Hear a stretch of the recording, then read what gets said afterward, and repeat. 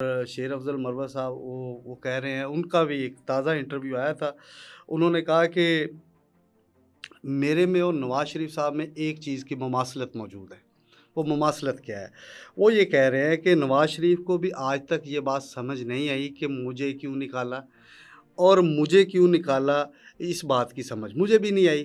तो उन्होंने 2 चीज़ों को जोड़ दिया कि मुझे क्यों निकाला, नवाज़ शरीफ भी ज़ेर-ए-ताब आए, और मुझे क्यों निकाला, मैं भी ज़ेर-ए-ताब आया। अब उन्होंने तो अपना कोई इसमें एस्टेब्लिशमेंट का हवाला नहीं दिया, लेकिन उन्होंने कहा कि इसमें कोई शक नहीं कि उस वक़्त के सिपह सलार जनरल कमर बाजवा, उन्होंने साबिक़ चीफ़ जस्टिस साक़ब निसार से मिलकर एक साज़िश रची, और उसके बाद नवाज़ शरीफ साहब को मुंतखब वज़ीर-ए-आज़म को कुर्सी से उठाकर बाहर फेंक दिया। उन्होंने कहा कि नवाज़ शरीफ को जिस जुर्म पर निकाला वो तो असल में जुर्म है ही नहीं था, वो तो बिल्कुल गलत था।